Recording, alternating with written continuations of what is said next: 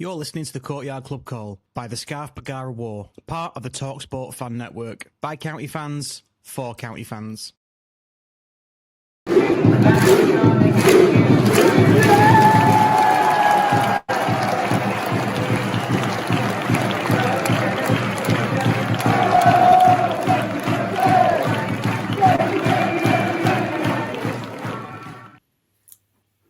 So, new county hero maybe incoming. We're recording this after the 2-1 victory over Blackpool Sunday evening, as always. I'm Jimmy Harmer. I'm joined by Dan Culverwell. Hi, Dan. Hi, not too bad. Good stuff. And Steve Bardsley. Hey, Steve. How's it going, mate? Good, thanks. How you guys doing?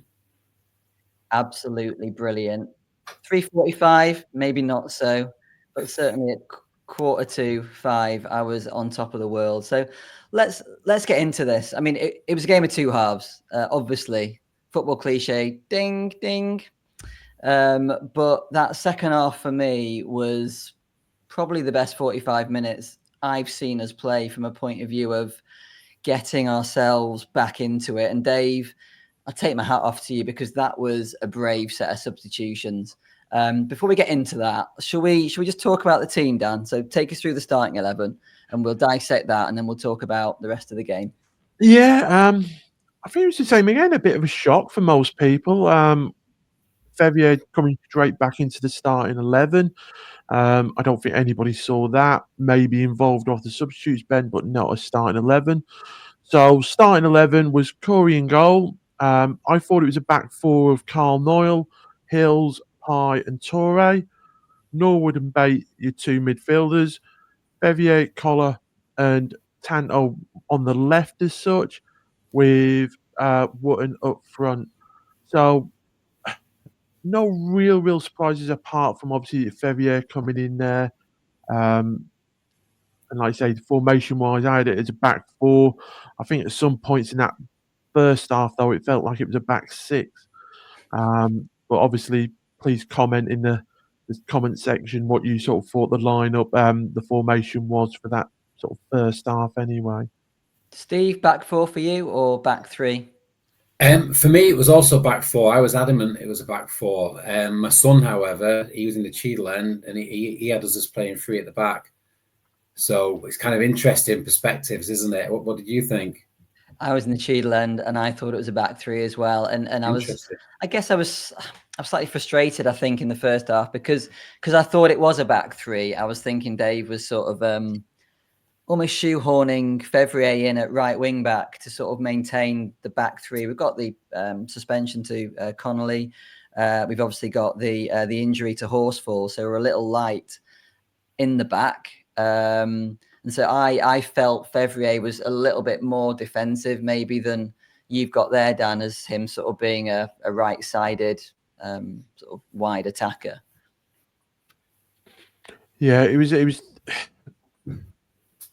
I say, it's a bit of a weird one because I know, say, definitely parts in that first half. I looked at that back line and there was felt like there was like six players across it, with Fevs really playing as a fullback at points.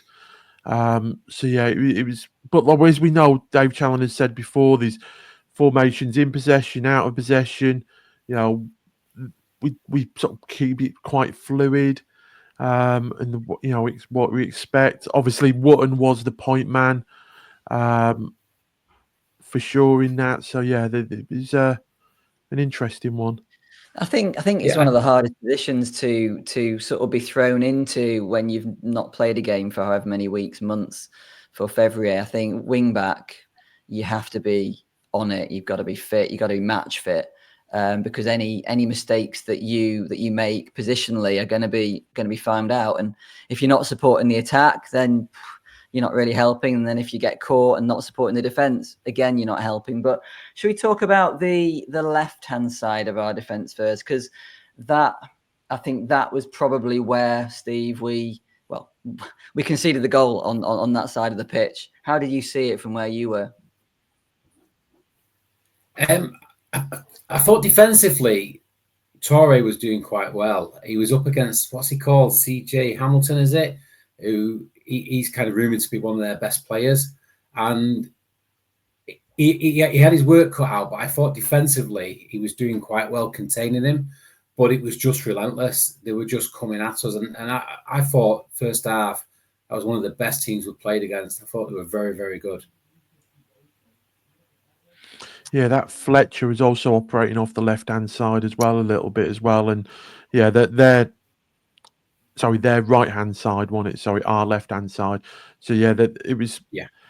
For me, Ethan Pye and Torre, it was not their best game as a partnership. I felt it felt a little bit that they just met that morning or something like that. They would definitely normally they work a lot better and they're a little bit more in sync. But I just felt, especially that first half, it was probably Ethan's worst game he's had in a long, long while in a county shirt, and Torre as well wasn't as good as what he was frustrating, should we say?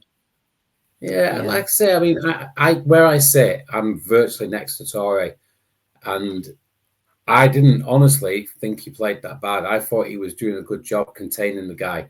I just felt it was relentless pressure. I felt where Torre for me, let himself down was when we actually broke and we went into like an attacking position, and I felt he always wanted to cut back inside, and we lost the impetus of the attack. So I felt like defensively he was doing a decent job, but it was when we were attacking that he was kind of letting us down a little bit. But that's just different perspectives, isn't it? Yeah, he's like I say, slows the play down a little bit too much at times for me, and same again. We've talked about this lots of times that for me that County are at its best when obviously the front foot and things like that, but we're if we get to the byline and we can cross the ball in from the byline, we look a threat. And unfortunately, Torre doesn't do that for me. He likes to cross it from sort of 25 yards deep. And I don't think we struggle when we've against defensive teams that can defend their 6-yard box in front of them and head things away. When we get round the back of them and get to the byline, as we've seen previously and obviously on Saturday, then we look like we can score goals. Okay, so let's dissect this goal. So they score on 7 minutes. It was a pretty routine sort of long ball down our left-hand side, their right-hand side, down the channel. There was a little bit of uncertainty. So from my point of view in the Cheadle end, I thought Adai had to come for that ball. I thought he was caught on his heels, like we have seen before. But having watched the highlights, I don't think he's to blame, to be fair. And I know he's getting a lot of pelters on social media, and I don't think that's fair. I think Hills loses his man. Ethan Pye should be there. I don't know why Hills has had to come across to defend that part of the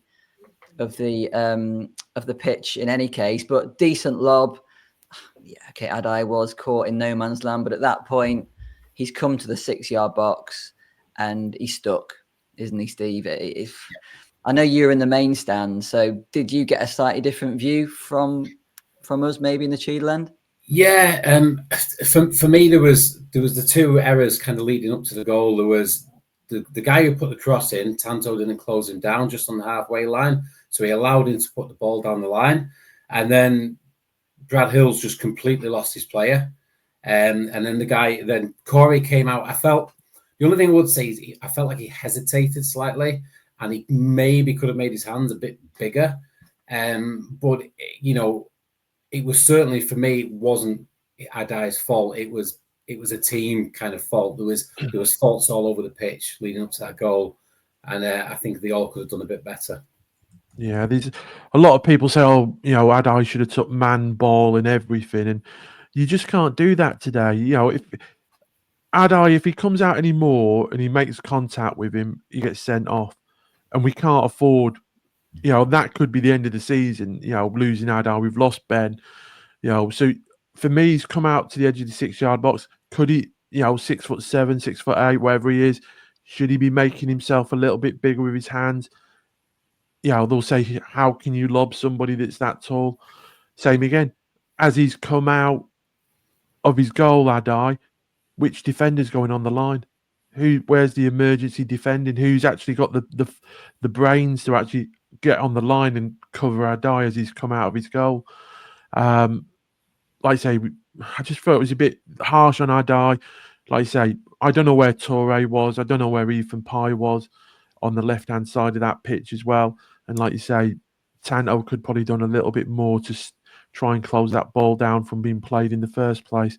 But like all goals that we score or concede, we can dissect them and sort of rip them into bits and bobs out of them. But I don't think it's fair to sort of say that if somebody else was in goal, then that goal wouldn't have been scored. I think it was. It doesn't matter who was in goal. If Ben was in goal, I think same opportunity, they probably would have scored the same goal. It was interesting how Norwood spent about 20 seconds berating Adai straight after the goal, and again I guess that fed into my sort of thinking that it was Adai's fault. Norwood definitely thought it was Adai's fault.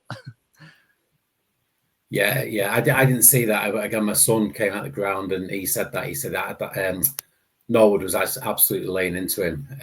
I completely missed that. Love to know what he said. And it took him till half time. It took Adai till half time to get over it as well. He was throwing his water bottle around. He was shaking his head. His head space wasn't right. And I think we're fortunate that we didn't concede another. So fast forward sort of 7 or 8 minutes, they hit the post. So Fletcher again, so this was on 15 minutes with a little back heel, bounced. I mean, how lucky was that it came off the post and straight into Adai's arms. And then from there, I didn't feel they really pressed home any advantage. A guy who sits behind me tapped me on the shoulder at half time and said, "Jimmy, title for the podcast, disjointed," and we were. I can't think of a better way to put it, that we were just really disjointed and the team weren't playing well. No, apart from, for me, Tanto, I think Tanto was the constant threat throughout the game. And like you say, he was really trying to get on the ball. Obviously, that shot that he had where he's picked it up from about 20 yards and sort of juggled it on his 30 yards, man. 30 yards. 30 yards? Yeah.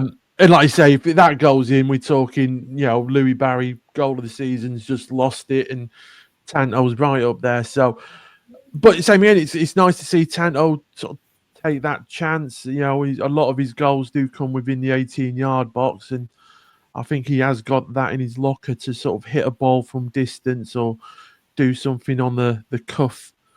So yeah, I want to see a little bit more from Tanto, please. Yeah. But despite the fact we weren't at our best in that first half, there was the effort you just mentioned from Tanto, but there was also a good effort from Bate about 5 minutes before, I think, when I think he came from a corner or something and he hit the ball into the ground, and their keeper made a great save. Yeah, good shot. I mean, in total, we had 4 shots in that first half, couple on target. So the Tanto, like 30-yarder, and the Bate one as well. They had 4 shots on target as well, obviously scoring the one. Very even possession. We had 48 to their 52, an XG 0.26 to 0.55. So it was a pretty even half. We hadn't played well. We haven't done well when we've gone behind as well. Dave alluded to it in his post-match that we've not won a game this season when we've gone behind first. So a big test for us. Half-time comes. Dan, you expecting subs? Yeah, I expecting changes, probably 1 or 2. Weren't it really? Well, he's made 3 changes before at half-time when he's not happy. Was I surprised the players that sort of come off? No. I think Carl's Wotton, we support and we love him to bits, but it just weren't working for him on that. He got knocked though as well, didn't he? About 5 minutes from the end of the first half, he got a knock and he was feeling his feet, his leg. So I don't know if that had something to do with it as well. And like I say, Carl's he's played 34 games. He's played involved in every league game so far this season and a lot of the cup games as well. He's started 30 out of them 34 games so far this season. He's played 2,689 minutes so far in the league games. The only player that's played more minutes than him as in league games is Ethan Pye. Ethan Pye's played 32, started 32, and played 2,880 minutes. So for me, Wootton's he looked leggy as well. I thought he just looked a little bit off it, do with a rest. So, like you say, if he's picked up a knock as well, not surprised because he just weren't working for him. I thought he was just the ball weren't sticking to his feet. He just weren't. It's just one of them games for him. Yeah. So, Steve, those subs, Moxon for Norwood, Camps on for Febs. And a little bit of a surprise, and I said at half time, it's brave from Dave to stick Beno on for Woods rather than maybe the obvious choice would be Cosgrove. But I liked it, and I know I can say that with hindsight because the guy scored 2 goals, and it makes me. But truthfully, I really liked the bravery because this guy can finish. Me and Chloe, we have this little ritual. We get in at 2:30, and we watch the players warming up. Shooting practice. Paddy Madden used to be the absolute GOAT when it came to finishing. He was the guy that was pretty much putting everyone in. And Beno is very similar in that he's very, very good at finishing. It was interesting that Micah Hamilton wasn't on shooting practice, actually. I don't know why. I thought he wasn't even going to get on the pitch because of that, but he did. But yeah, talk us through whether you felt that was a good idea, Steve, at the time. Well, I was chatting to my mates, having a coffee at half time, and like I say, we see the players come on, and Camps walks on first, and I thought, right, great, Camps is coming on because it needed that drive from midfield. That was like essential. So I thought, well, that's a good move. And then we see Moxon warming up, and I thought, oh, great, Moxon's coming on because he finished the game at Cambridge looking quite strong, one of the stronger midfielders, I thought. So I thought, this is good news. I wouldn't have been surprised if Moxon had started yesterday as well. And then Beno walked on, and we were like, "Oh, this is interesting." But the overall feeling that everyone around me was positivity because there's a player there, isn't there? There's a finisher, and I don't know if you've seen it, but I encourage anyone to watch his highlight reel for when he left Iceland. It's like just watching a Gary Lineker or something, just finishing in the box, slotting it into the corners, scoring headers. Everything he does, he's a born finisher. So I was surprised that Beno came on, but I was really pleased and I felt positive going into the second half. So, yeah, and then, well, we know what happens next. 47 minutes, Dan. It took him 2 minutes to score, didn't it? Yeah, and like you said, the similarities between him and Paddy Madden, not just from the finishing side of it, but the positional side of it, knowing when to stop your run, knowing when to hold your position and let the defender run off you, but being in the right place at the right time. And that's what it showed. That goal, brilliant work from Tanto. Again, and you can't fault. Same again. I thought Tanto was immense, and I would argue actually maybe man of the match, but. Yeah, it just being in the right place. And like you say, if you can finish like that and you're in the right place and you can get the ball to you, then yeah, it's we just need to keep on feeding him basically, and he'll score goals. In terms of the goal, like Beno breaking through, he found a lot of space. So was that great forward play or terrible defending? Probably a little bit of both, but if you look at the goal again, what I love most about it is that first touch. That first touch just puts it exactly where he then needs it to be to stroke it in. And it wasn't in the corner, but because he made such a good first touch and then whipped it across the keeper, he almost scuffed it a little bit, but it didn't give the keeper any chance to get set for the shot because that touch just kept it perfectly close to his right foot. And that's what I liked about it. I mean, this is the first time that we've seen him for more than 15, 20 minutes, isn't it? And then going into the second half, I would probably say he's got more about him than Gary Lineker. And I know this sounds ridiculous, but he looks like a young Harry Kane because he wasn't doing all his work in the box. He was linking up with the defense. He was popping the ball off to like Camps and Bate and stuff. And he was drawing their defenders into areas they did not want to go into. Yeah. And that, I think, is the most exciting thing for me. Yeah, okay, he's a finisher. Stretz was a finisher. But Stretz, from what I saw, didn't have that ability to do some good work outside the box. And the kid's 19. How exciting is this? Strong lad. He looks a strong lad as well. Yeah. Yeah. A lot bigger as well, doesn't he? You know, frame of him looks, you know, like I say, a lot bigger, and like I say, he's a bit of timber on him as well. So he doesn't look like a lad that going to get pushed off as much. And to be honest as well, he looked, since the first time we saw him, which was the Crystal Palace game, he does look like he's actually bulked up a little bit since then as well, in the shortest period of time. Yeah. So massive kudos to Dave for making those 3 substitutions. They completely changed the way that we played in that second half. Although we did need Adai on 50 minutes, he point blank sort of save from an Ennis header with his left knee. Again, I guess this is what he does, isn't it? He makes him, well, he is big, makes himself big, and cracking save. And that, I mean, if they'd scored to go 2-1 at that stage, you wonder whether we'd have enough about us to get back into it, Steve.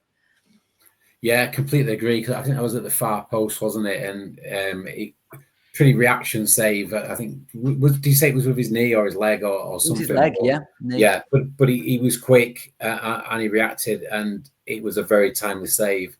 And I think you'll probably come on to, he did it again, didn't he? Yeah. A little bit later.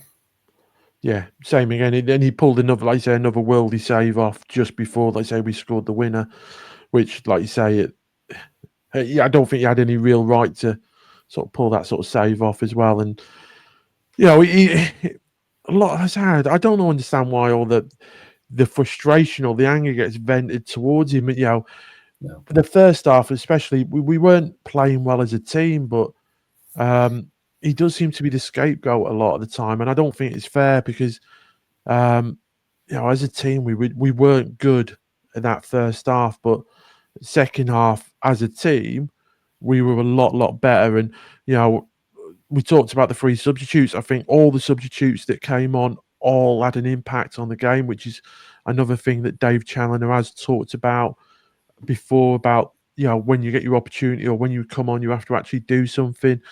I know, obviously, obviously a lot of the plaudits will go to Brecky and Camps, but even Moxon, I thought Moxon gave us that bite in midfield that we lacked completely in the first half. We didn't have, you know, a bite or a snap about us in that midfield, and I thought Moxon actually sort of give us that drive in that sort of centre of the park in that second half. It was definitely 4 at the back in that second half because we were chasing the game, and I like that. I like having an extra midfielder on instead of a wing back or a defender. I just think it gives us so much more balance. And when you're trying to play wing backs, you've got to have like your Maka and your Rydell, the ones that are going to actually affect the game going forward. If one of your wing backs is Torre, yeah, I just don't think it works, and we keep on seeing this. And I don't know. I just love having more midfielders on the pitch. It just gives us so many more options, especially when one of the midfielders is Camps, who, again, he appears at the bloody byline on our left hand side. The guy's right-footed, and he's crossing it in with his left foot like he's, I would say, prime Ryan Giggs, but Ryan Giggs couldn't cross a ball for toffee. So prime Arjen Robben or something. I mean, that cross for the goal that Benny scored, and let's face it, Brett Angel would have been proud of that finish, wouldn't he? That he just gets in between 2 defenders, doesn't really have any right to get in between the 2, and then just guides it low and heads it down into the just inside the post. And I just love Camps. It's just amazing. Yeah. Well, when you had like Bate on there, you had Moxon on there, what it does is give Camps a free rein. We've seen him early part of the season playing as sort of more deep lying or alongside Norwood, but as we've seen against Wigan as well, when you let him run into space like he did against Wigan, then he picks up the ball and he's got quality about him. He'll find somebody with a pass or a cross. But yeah, you just, the difference of having a player that will pass the ball and move and see space and attack space, and Camps is brilliant at that, and he's a far better attacking player than what he is a defensive player, even though he has played that, and he's tidy with the ball. But yeah, he's just such a different player attacking wise for me. A little bit worried about his injury proneness. Once again, Steve, he looked like he took a couple of whacks, didn't he? And he had his face in his hand, or his hands in his face. To be honest, I think he wanted to come off. I think it was about 10 minutes before the end of the game. And for the next 5-6 minutes, I thought he's knackered here. He's absolutely knackered. But the last 5 minutes of the game, it seemed to clear. So I don't know if it was kind of a bit of an impact injury and he rode through it. I don't know, but he seemed okay when the game finished. So, it seemed a bit of a dead leg he got, didn't he? He sort of went in for a challenge and sort of like, I don't know if it was a booking or it was a bit of a 50-50, and they both went down and he stayed down a little bit longer. And I think he sort of got picked up a bit of a dead leg because he was sort of trying to run it off for a couple of minutes and didn't look happy. Yeah, I wonder if he panics a bit, to be honest, when he gets a knock, because he's had so many injuries. Quite possibly. I mean, Dave did say he took a couple of whacks, so that does indicate, as you say, Steve, more of an impact injury than anything sort of muscular or anything like that. I don't think he could come off because we made. That's right. Yeah.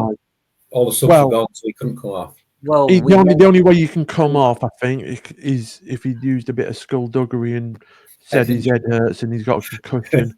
And then I think you can use an extra sub for a concussion substitute, can't you, nowadays? But that would be the only way. Game that, though, isn't it?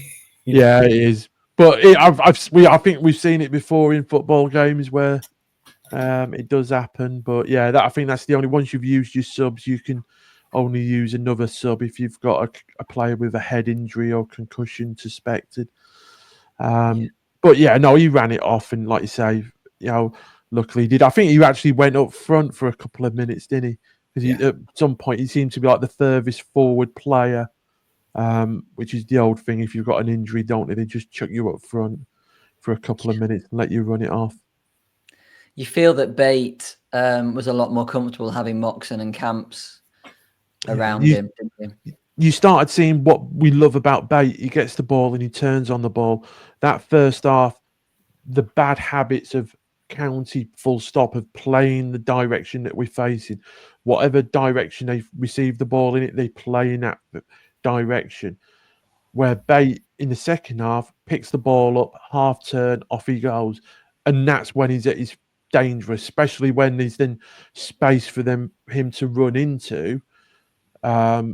He's really, really dangerous, because then what happens is obviously defenders draw into him, usually two. That makes space up, and then he can offload the ball to players. But yeah, Bate on the turn for me, he's a cut above at this level.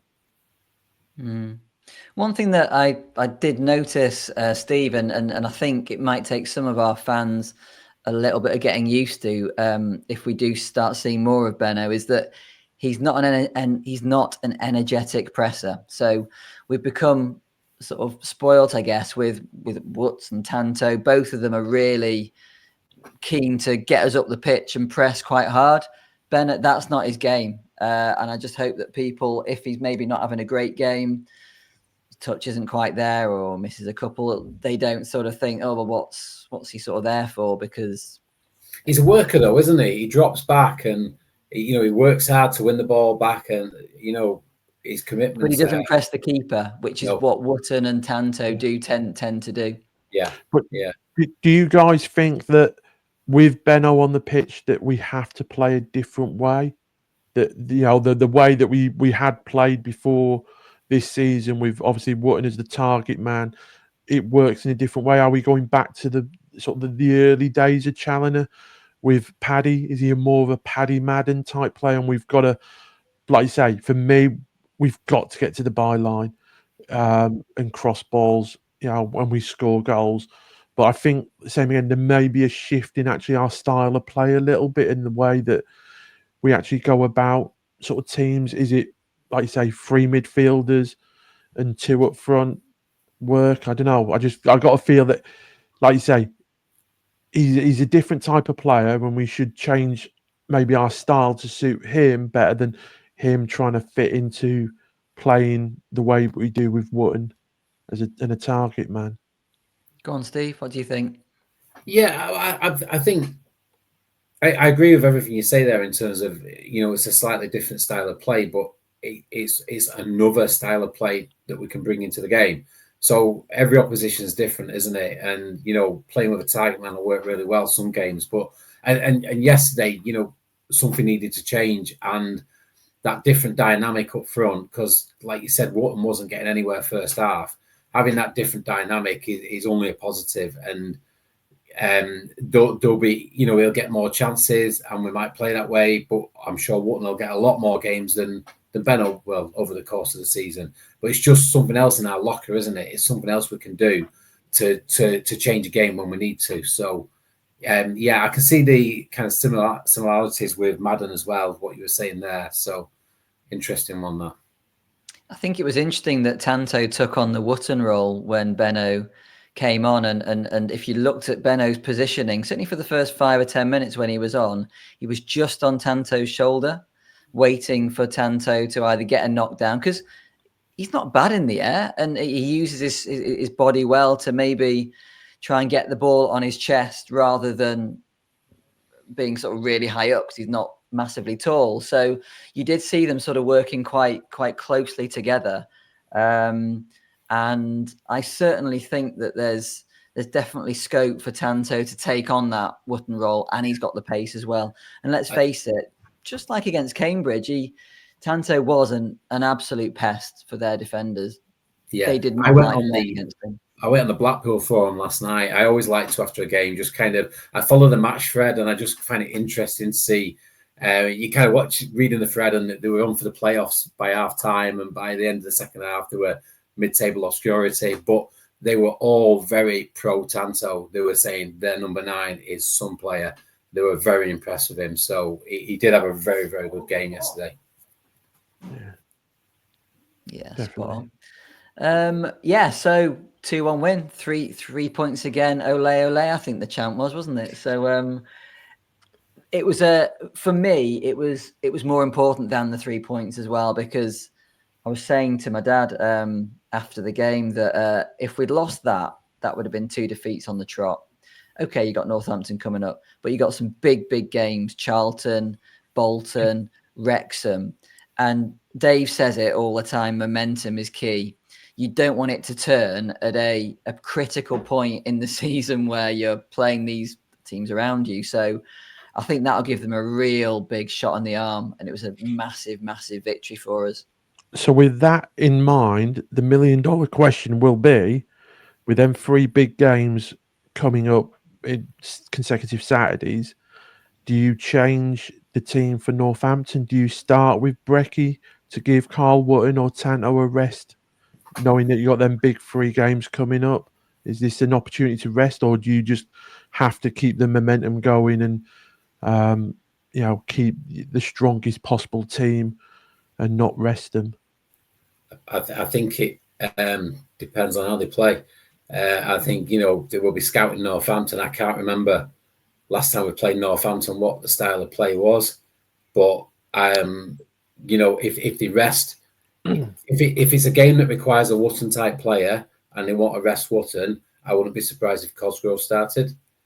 But it depends on the style of play. But I can't remember. I don't know if any of you guys remember how they played, but I think horses. At home, we scored, I think, a very late goal. I think Barry got a penalty very late on, and then they got an equaliser in the 92nd minute or something ridiculous like that. And they've obviously had a change of manager, but I think they're very much they're playing the way the style that Cambridge played, that we they get in your faces. They're quite robust or boisterous, as the Cambridge press call them. So I think that it's going to be a very similar game that we had at Cambridge. I think there'll be some changes, though. I do think there'll be some changes. two games in 3 days. I think we'll see different players start. I wouldn't be surprised if Moxon started. And also, I don't think Hamilton will start, but we didn't talk about Hamilton in the match, Fred, but I thought he had a good cameo when he came on. Yeah. I thought that, I thought all those substitutions did well. And, he's stating a case to get a bigger part in the team as well. Yeah. He looked lively. He was the same again, tidy on the ball, involved in the build-up as well for that second goal. So when you watch the highlights, really his involvement in that second goal is crucial. I know it's, quite a bit, but like you say, him picking up the ball, keeping the ball, and then you sort of start seeing Camps, when he's got the ball, Camps starting to make that deep run from, like you say, it seemed that he made that run from behind Corey Adai, to be honest. But he had a massive part in that second goal, did Hamilton.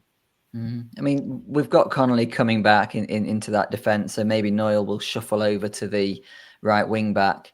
And I wouldn't be surprised to see Fevrier playing where Collar normally plays, because Collar has been less effective, I think, over the last sort of 2 or 3 games. He probably needs a bit of a rest. And you're right, Steve. I think Sam Cosgrove can maybe come in.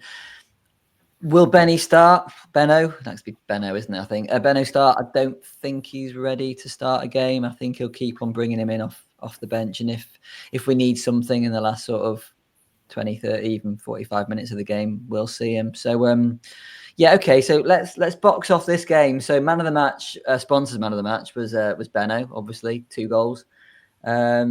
Dan, you said that you thought Tanto was pretty close to it as well. Yeah, for the 90 minutes. I mean, Beno, you have to sort of give it to him. You can understand why it's given to him, but for the whole 90 minutes, he was the only player for me that sort of shone out really in the first half. And I thought same again his second half, the work effort and everything that he did in the second half as well for me. Tanto. Steve? Camps for me, absolute game changer the moment he walked on the pitch. I agree with what you're saying about Tanto. I thought he had a really good game, but Camps was the difference for me in that game. And I would have given it Beno just because it's the right thing to do. Situation, young lad coming in. But I thought Camps was outstanding. The moment he's on the pitch, we saw it at Wigan away, get Camps on the pitch, and we're going to be a real threat. And for me, man of the match today is also my player of the season. If I was voting today, I think he's been excellent. Yeah, I'm going to go with the crowd and say Beno because he's got his first 2 goals for the club. Moving on to the ref. Apparently, he was championship ref. Obviously, It's been FA Cup weekend this weekend, isn't it? So came down from the championship. Any good? What do we think? Much of the standard. He was better than obviously the Cambridge lot. Without doubt. It's a bit hard because, like I say, if you lose that game, we're all talking about finding every negative we can talk about, and the referee will always be one. I'm trying to think of really any dodgy calls or anything like that. There was a few 50-50s or tackles. I thought the bookings that Noyle and Toure got were bookings all day long. I can't really think of anything that was really contentious or that I thought was completely wrong. He remembered who he booked. I don't know what you guys thought. Yeah. I don't remember him, which is always a good sign. So if I don't remember him, he can't have done a lot wrong. I don't know, unless I've kind of been tunnel vision or something. I don't recall many bad decisions. So he must have been okay. I thought he was good, as you say, Dan. If you can't really remember any major sort of incidents with him, I thought he got the booking spot on, and he allowed the game to flow pretty well. So thumbs up from me. I'd have him again. Looking at the table, we are 4th still. Fantastic. 2 points behind Wrexham, so we're on 60 points. Played 34. They played 33, and they're on 62. So we're almost getting to the point where if we beat them, race course, we're going to do that? Probably not, but we'll keep our fingers crossed. We could overtake them. Wickham are drawing lots of games now, and they lost at the weekend as well. So they are on 64 points now. So we're reeling them in. Birmingham are obviously gone. It's definitely, I keep saying it, it's on. I think we can get second, guys. I mean, at the moment, we're on 1.76 points per game, which, at that rate, we'll finish the season with 81 points, which is definitely sort of playoffs. Yeah, but teams are taking points from each other. So that's what I was going to say. Magic this month is a massive month. We've got 6 games in March.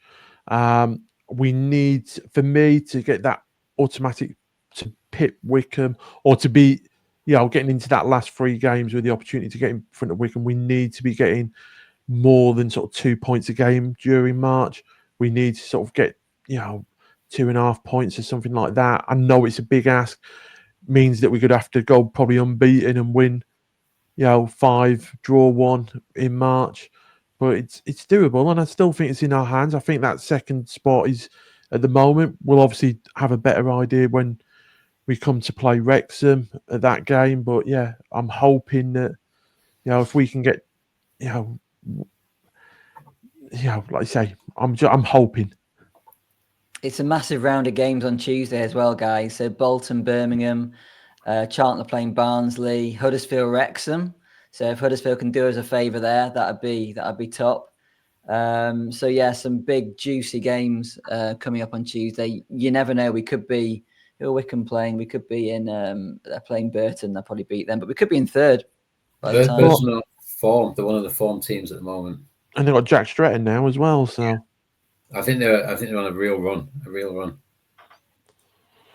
Yeah, but yeah. No, it's like I say, it's we January and February picked up 10 points in each of them months. We've played obviously 5 games, league games in January, 5 league games in February. March is a busy month with 6 games. Obviously, we've got a lot of games that have been shifted with kickoff times and stuff like that. So, we've got 3 games that are 12:30 kickoffs now in that month. It's a big, but like I say, we've got to back it, like Dave says, we've got to back it up by getting a result on Tuesday. It's the best day of the year. It's Pancake Day. It's the most important, better than Easter. So we've got to make it a good day by getting 3 points. So predictions for Tuesday then, guys. So yeah, Northampton are, firmly rooted in the bottom half of the table. Probably won't go down, to be fair. What's our predictions? Go on, Steve. I'm going for a 2-1 win. 2-1 win. Dan? I'd take a 1-0 win. I think the results are more important than the performances now at this stage of the season. I'd love Corey to get a clean sheet. So any win with a clean sheet, I'll be over the moon. I'm going 2-0. 2-0. Fingers crossed we get it. Anybody got anything else to say on the game coming up or previous game against Blackpool? No? Good. Well, if we keep on at this rate, as I say, I've got 700 quid riding on us getting promoted this season. So I put 100 quid on at the start of the season. I think I might have said it once or twice already.